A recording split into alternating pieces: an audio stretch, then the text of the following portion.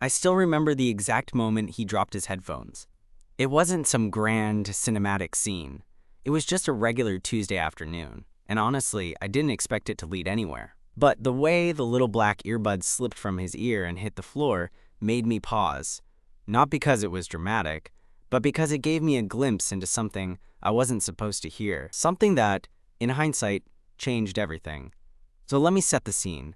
I'm sitting at this cramped coffee shop in the middle of the city, the kind of place where the espresso machine sounds like a jet engine, and the air smells like burnt beans mixed with cinnamon. It's my usual after-work stop, a place to unwind and scroll mindlessly through my phone while nursing a mediocre cappuccino. The place is packed, but somehow, he's the only thing I notice. He's at the table across from me, tucked into the corner by the window.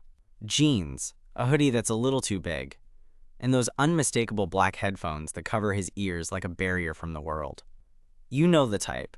The guy who seems lost in his own bubble, completely unaffected by the noise and chatter around him. I can't tell you why, but something about the way he bobbed his head to the music made me look up from my phone more than once. I hadn't seen him before, and honestly, I didn't plan on starting a conversation. I'm not exactly a social butterfly, especially not on random days when I'm just trying to escape the grind. But then, out of nowhere, his left earbud slipped, and before he could catch it, it hit the floor with this soft thud. He glanced down, fumbled for it, and that's when I noticed what he was listening to. Not the usual pop or indie stuff I expected, but something deeper, quieter. A podcast, maybe? Or an audiobook? Curiosity got the better of me. I'm not proud of it, but I leaned a little closer and caught a few words just as he rewound the track on his phone. That's when I heard it, a soft male voice reading a love letter. I blinked, thinking maybe I misheard. A love letter? In the middle of a noisy cafe? And the voice was tender, almost vulnerable. It was the kind of thing you don't usually expect people to listen to in public. I tried to play it cool, but my mind was spinning. Who was he listening to? Was it something he'd written? Or maybe it was from someone important to him. I wanted to ask, but I didn't want to seem creepy. Still, I found myself stealing glances, trying to piece together the story behind those headphones. And then, just as he put the earbuds back in and leaned back like nothing had happened, a smile flickered across his face. Not a casual smile, but one that looked like it held a secret. That's when I knew I had to find out more, because whatever he was listening to wasn't just some random audio. It was something real, something personal. And it was about to pull me into a story I never expected to be part of. But that's where things get interesting. And honestly, a little complicated. Because sometimes the smallest moments, like a dropped pair of headphones, can uncover the biggest surprises. And this was definitely one of those moments. I kept stealing glances at him, trying to figure out how to start a conversation without sounding like a total weirdo who eavesdrops on strangers' audio. After a few minutes of awkwardly pretending to check my phone, I finally worked up the nerve to say something. "Hey," I said, a bit too loudly for the quiet hum of the cafe. He glanced up, a little startled, and pulled his headphones off one ear. "Yeah," I hesitated, then tried to sound casual. "I couldn't help but notice what you were listening to. It sounded different. Like the kind of thing you don't usually hear on Spotify. Is it a podcast or something?" He blinked, and for a moment, I thought I'd scared him off. But then a small smile spread across his face, the same one I'd seen a few minutes ago when he dropped the earbuds. "Yeah, it's actually a series of letters being read. Real, personal stuff. I listen when I want to feel a bit less alone." That caught me off guard. Less alone? I get that. I mean, today's been rough. I didn't know why I was suddenly spilling this, but sometimes the right person shows up, and you just open up. Sometimes hearing someone else's story helps. He nodded, tucking his hair behind his ear. "Exactly. It's strange, but it's comforting, you know?" We sat quietly for a moment, the background noise of the cafe filling the gap. Then I decided to take a leap. "Mind if I ask what the letters are about?" His eyes flickered with a mix of hesitation and something else. Hope, maybe? They're love letters, from a guy to another guy. Stuff that was never sent, or maybe never could be. That hit me harder than I expected. Here was this stranger, listening to love letters he didn't even write, finding comfort in someone else's feelings. It made me wonder what his story was, what he was holding inside. "I'm Jake, by the way," I said, extending my hand across the table. He smiled and shook it. "Eli." The name somehow made everything feel more real. Jake and Eli. Two guys in a noisy cafe, about to start a conversation neither of us planned on. "What made you listen to those?" I asked, curious now. Eli shrugged. "I guess I relate. It's complicated. I'm not out to everyone, and sometimes hearing someone else's truth makes me feel braver." That was a moment of honesty I wasn't expecting. I could feel the weight in his words. I told him a bit about myself, how I'd come out a few years ago, and how awkward it had been at first. We laughed about some of the ridiculous things people assumed about us, and before I knew it, the initial awkwardness had drifted away. We ended up staying at the cafe for hours, talking about everything from music to family to the weird little fears that follow you around. At one point, Eli pulled out his phone and showed me the app where he listened to those letters. I browsed through a few titles, and the raw, unfiltered emotions in those recordings made me think about all the stories we never hear. There was this one letter about a guy confessing he'd been in love with his best friend for years but never dared to say it. The voice was shaky but hopeful, so full of longing it was almost painful to listen to. Eli said he played that one on repeat when he felt down. I realized then that what started as a random encounter was turning into something more. A connection forged through shared vulnerabilities and unspoken truths. As the sun began to set, the cafe started to empty out. Eli glanced at his watch, then back at me. "Hey, do you want to grab dinner sometime?" "I promise I don't always listen to love letters in public." I laughed, feeling surprisingly excited. "Yeah, I'd like that." Walking out of the cafe together felt like stepping into a new chapter neither of us had planned. And all because of a pair of dropped headphones exposing something raw and beautiful I never expected to find. Dinner ended up being at this tiny little taco place a few blocks from the cafe, the kind of place where the lighting is dim, and the playlist is a mix of old rock and soft indie tunes, perfect for talking without shouting. We found a small corner booth, and over soft tortillas and spicy salsa, the conversation naturally deepened. Eli had that kind of quiet intensity, you know? He wasn't the loudest guy in the room, but when he talked, you could tell he meant every word. I found myself leaning in, genuinely interested in everything he had to say. He told me about his job at a local bookstore, how he loved the smell of old pages and the way stories pull you into places you'd never thought you'd go. I told him about my work in graphic design, how it was sometimes frustrating but mostly rewarding to create something out of nothing.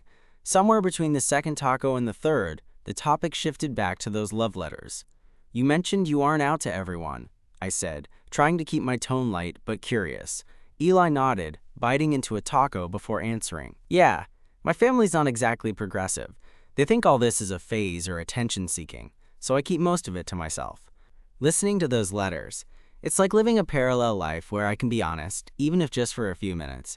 That hit me harder than I expected. I remembered my own coming out, the mix of fear and relief, and how long it took to feel comfortable in my own skin. I wanted to tell him that things could get better, but at that moment I just reached across the table and gave his hand a gentle squeeze. He looked surprised, but smiled softly. "Thanks. That means a lot."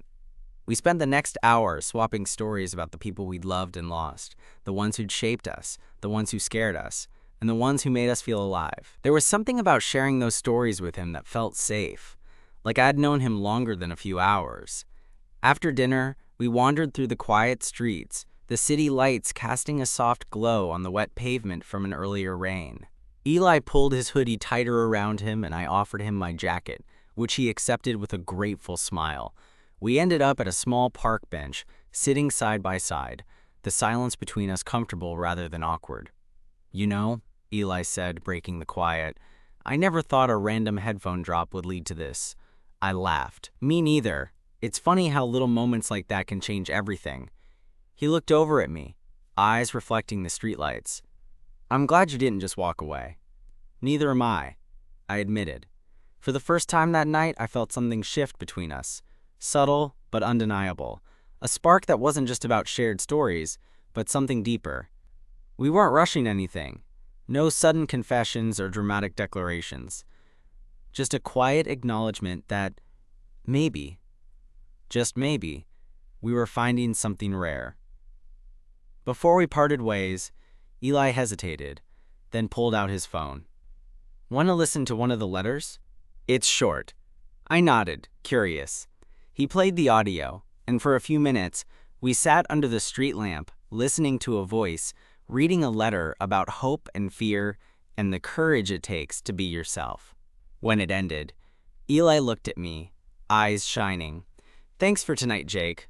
For listening. Thank you, I said. For trusting me. We said goodnight with a promise to meet again, and as I walked home, I couldn't stop thinking about how unexpected and real it all felt. Sometimes the smallest things, like dropped headphones and unsent love letters, can lead you to exactly the person you didn't even know you were looking for. Over the next couple of weeks, Eli and I kept meeting up, mostly at the cafe where it all started. Sometimes we'd sit quietly, sipping coffee while he listened to those love letters, and other times we'd get into these long conversations that felt like we were peeling back layers we'd both been hiding for years. It wasn't like we were rushing anything. In fact, it felt like the slower we went, the more real it all became. One afternoon, Eli showed up with that same thoughtful smile, headphones dangling around his neck like usual. But this time, he looked a little different. Less guarded, maybe? I wasn't sure, but I liked it. Hey, he said, sliding into the seat across from me. I wanted to share something with you. Not from the letters, but my own words. I raised an eyebrow. Your own words? You're going to read me a love letter? He laughed, a little nervous. Something like that. I started writing a few months ago. It's messy, and I don't know where it's going, but I thought you should hear it. I nodded, leaning in, feeling this curious mix of excitement and tenderness. Eli pulled out a small notebook, the pages worn and folded. He flipped to a page, cleared his throat, and started reading. It's strange how you can feel so invisible, even when you're right in front of someone you care about. How you can want to shout your truth but be stuck in silence. I guess I'm trying to say that being afraid doesn't mean you're weak. It just means you're human. And maybe, just maybe, there's someone out there who hears the things you don't say. His voice was soft but steady, and I could see the vulnerability in his eyes. When he finished, he looked up, waiting for me to say something. I smiled, feeling my heart thump a little faster. That was beautiful, Eli. You should keep writing. I'd love to hear more. He smiled back, relief and something warmer shining through. Maybe next time. That night, as I walked home, I couldn't stop thinking about how much Eli was opening up. Not just to me, but to himself. I realized I was starting to care about him in a way that scared me a bit, but felt too good to ignore. A few days later, we decided to take a break from the usual cafe routine and meet at a small park near the river. It was early evening, and the sky was painted with shades of pink and orange. We found a bench overlooking the water, and for a while, just sat there, watching the city lights start to flicker on. After some quiet moments, Eli turned to me, hesitating. Can I be honest about something? Always, I said. I've never told anyone this, but those love letters, they're not just random recordings. They're part of a project I'm working on. I'm trying to collect stories from different people. Guys like me who have stories they haven't told. It's my way of making sense of things. I looked at him, surprised but impressed. That's amazing.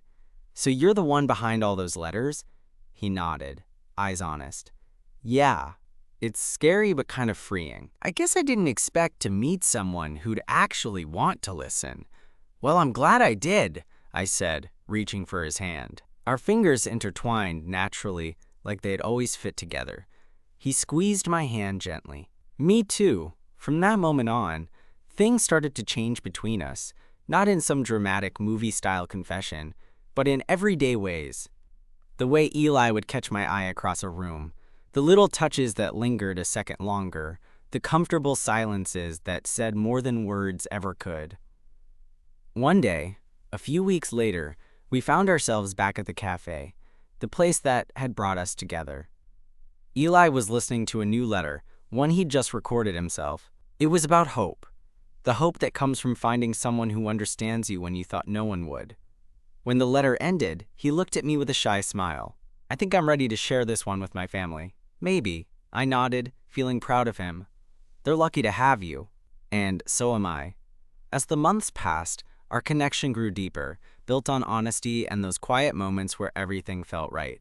Sometimes I'd catch him listening to those letters, and I'd know that each one was a step toward something real, for him and for us, all because of a pair of dropped headphones. A simple accident that cracked open a door to a story neither of us saw coming, but that we were both ready to live. A couple of months later, things between Eli and me settled into this easy rhythm that felt like home. We weren't rushing or trying to force anything. We just existed together in these little moments that added up to something meaningful, like how he'd send me a text with a snippet of a letter he was working on, or how I'd show up at his bookstore just to steal him away for a quick coffee break. One evening, Eli invited me over to his apartment for dinner. I had never been to his place before, and honestly, I was a little nervous. Not because I was scared of what I'd find, but because inviting someone into that private space felt like a big deal. It was like he was letting me into a part of his life that no one else usually saw. His apartment was small but warm, with books stacked everywhere, some neatly arranged, others in little piles that looked like they'd been there for days. The soft glow from a lamp in the corner gave the room this cozy vibe, and I immediately felt at ease. He was in the kitchen when I arrived, chopping veggies with a kind of focus that made me smile. "Hey," I said, setting my bag down. He glanced over his shoulder and smiled. "Hey, glad you could make it." We moved to the couch with plates of pasta and a bottle of cheap but decent wine. As we ate, the conversation flowed easily, talking about everything from favorite childhood memories to the dumbest mistakes we'd made in college. Then, without warning, Eli got quiet. It wasn't one of those awkward silences, but more like he was gathering his thoughts. "Jake, there's something I've been meaning to talk to you about." I looked at him, heart speeding up a little. "Yeah? What's on your mind?" He took a deep breath. "I've been working on this project, the letters, and I've started to think about turning it into something bigger, like a podcast, or maybe even a book. Something that could reach more people." That didn't surprise me. Eli had always been creative and thoughtful, but the way he said it made me realize how much the project meant to him, and how vulnerable he was about sharing it with the world. "I think it's a great idea," I told him honestly. "You have a gift, Eli. Your voice, those stories, they matter." He smiled, relief washing over his face. "Thanks. I was scared you'd think I was crazy, or that I was just holding on to the past." "Not at all," I said, reaching for his hand. "It's part of who you are, and I'm proud of you." We sat there for a while, hands entwined, just enjoying the moment. It struck me how much I'd come to care about him, how he'd become this steady, comforting presence in my life. A few days later, Eli invited me to one of the first live recordings of the podcast he was starting. We showed up to a small studio, a modest space with microphones and soundboards buzzing softly. Watching him settle into the producer's chair with this mix of nerves and excitement made me feel like I was witnessing the start of something important. Between takes, we shared quiet jokes and whispered encouragement. When the recording finally began, Eli's voice was steady and clear, reading a letter that was both heartbreaking and hopeful. I could see his eyes flicker with emotion, and it hit me how much courage it took for him to put himself out there. After the session, as we walked through the city streets hand in hand, Eli stopped and looked at me seriously.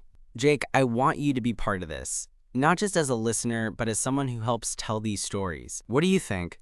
I was stunned. Me? Sharing stories with him? It felt like a huge step, but I didn't hesitate. "I'm in. Whatever you need." His grin was contagious. "Good. Because I think this is just the beginning." Those next weeks were a whirlwind of writing, recording, and editing. We spent late nights brainstorming ideas, sharing stories from our own lives, trying to capture the messy, beautiful truth of being who we were. It wasn't always easy. Sometimes I'd struggle to find the right words, or Eli would get frustrated when something didn't sound right. But through it all, we had each other. One night, after a particularly long session, we collapsed on the couch, exhausted but happy. Eli looked at me and said softly, "This. Us. This is real, Jake. I don't want to hide anymore. I want people to know." I nodded, feeling a lump in my throat. "Me too. Let's do it together." And so we did. We put ourselves out there, sharing bits of our story through those letters, through our voices. It wasn't perfect, and it wasn't always easy, but it was honest. And somehow, that honesty made everything feel worth it. Looking back, I never would have guessed that a dropped pair of headphones would lead me here, to Eli, to those letters, to a connection deep enough to change both our lives. But sometimes, the most unexpected moments bring the greatest surprises. And for once, I was ready to embrace whatever came next. The podcast started gaining traction faster than we expected. It wasn't some overnight sensation, but week by week, more people were tuning in. People who saw themselves in those letters, who appreciated the raw, imperfect stories we shared. Listening to feedback from strangers who felt less alone because of something Eli and I had created together was, honestly, it was incredible. One evening, a few months after the podcast launch, Eli and I were at his apartment, editing the latest episode. The room was filled with that familiar clutter of notebooks, headphones, and half-empty mugs. Outside, the city lights twinkled through the window, and the hum of traffic was a steady backdrop. I watched Eli lean over his laptop, headphones on, carefully adjusting audio levels. He looked so focused, so passionate. It made me realize how much this project had become a part of him, and now a part of me too. "Hey," I said softly, not wanting to break his concentration too much, but needing to say something. He pulled off the headphones, smiling. "Yeah?" I hesitated, then decided to just say it. "Do you ever think about what this all means? Like, beyond the podcast and the letters?" Eli looked thoughtful, then nodded slowly. "All the time. I guess for me, it's about being seen, being heard, without having to hide." I smiled, feeling a warmth spread through me. "Yeah, same here." He reached out, taking my hand in his, those same fingers that had held mine so many times over the past months. "I've been thinking about something else too." My heart skipped. "What's that?" He took a deep breath, eyes searching mine. "I want to be more open about us. Not just with the podcast, but with the people in my life. I want to stop hiding who I am and who I'm with." There it was, the moment I'd been waiting for, but also dreading in some ways. I'd known Eli's family wasn't the most accepting, and I wasn't sure how they'd react. I wanted to support him, but I was also scared of what might happen. "I'm with you," I said finally. "We'll do it together." He smiled, relief, and something like hope shining in his eyes. "Thank you." The next week was a whirlwind. We planned how he'd come out to his family, talked through what he wanted to say, and figured out how I could be there for him. When the day came, Eli was nervous, but determined. I sat beside him as he called his sister first, then his mom. Some conversations were better than others. His sister was surprised, but supportive. His mom needed time, but promised to try to understand. It wasn't perfect, but it was progress. After the calls, Eli looked exhausted but lighter, like a weight had lifted. He turned to me, eyes shining. "I couldn't have done this without you." I squeezed his hand. "You didn't have to do it alone." From there, things slowly began to change. Eli started bringing me to family dinners, introducing me as more than just a friend, and I saw the way people's eyes lit up when they saw how happy he was. It wasn't always easy, but it felt real, and that was what mattered. One weekend, we took a trip out of the city to a quiet cabin by the lake. No podcasts, no phones, just us and the sounds of nature. Sitting around the fire, wrapped in a blanket, Eli pulled out his notebook and read a new letter he'd written. This one about finding courage to love openly, even when it's scary. I realized then how much our story had changed, not just in the letters or the podcast, but in the way we lived our lives. We were no longer hiding parts of ourselves, no longer just hoping for acceptance. We were building it, day by day. Back in the city, life went on, work, friends, the usual chaos. But now, everything felt steadier. We had each other, and that was enough. Sometimes, when I catch Eli listening to those old love letters, I think about how a simple moment, him dropping his headphones in that cafe, led us here. To this life, this love, this story we're writing together. And honestly, I wouldn't change a thing. Months had passed since that cabin trip, and life had settled into a kind of comforting normalcy that felt both rare and precious. Eli and I still spent plenty of evenings at that same cafe, still shared headphones over new letters, still found quiet joy in the little things. But now, everything carried a bit more weight, a deeper connection, a sense of belonging neither of us had felt before. One chilly Saturday afternoon, Eli and I decided to visit the bookstore where he worked. It was a quiet day, the kind where only a few regulars filtered in and out, and the warm smell of paper and coffee filled the air. We grabbed a couple of cups and wandered toward the back corner, where Eli's favorite reading nook was. He pulled out his notebook, flipping to a fresh page. "I wrote something," he said softly, settling in beside me. I smiled, already knowing how much those words meant to him. "I'm all ears." He cleared his throat and began to read. A letter not meant for the podcast, but for me. "It's strange," he said, voice steady but tender, "how sometimes the person you find in a crowded coffee shop becomes the one you want to share everything with. The fears, the dreams, the messy parts we usually hide. You made me brave enough to listen to my own story. You made me brave enough to write it down and share it. And somehow, you made me brave enough to be me." He looked up, eyes searching mine, and I felt my heart swell. "I don't know what the future holds," he continued, "but I want to face it with you. No more hiding, no more pretending. Just us, real, messy, and honest." I reached for his hand, squeezing it gently. That's all I ever wanted. We sat there a long while, the noise of the bookstore fading into the background as we soaked in the moment. It wasn't a grand gesture or a dramatic confession, just two people quietly committing to something real. And sometimes that felt more profound than any epic declaration. Later, walking home through the streets bathed in soft evening light, I found myself thinking about how far we'd come, from a dropped pair of headphones to this steady, beautiful connection. It reminded me that love doesn't always arrive in fireworks or perfect moments. Sometimes it sneaks in through small, unexpected cracks. And when it does, you hold on tight, because that's where the real magic lives.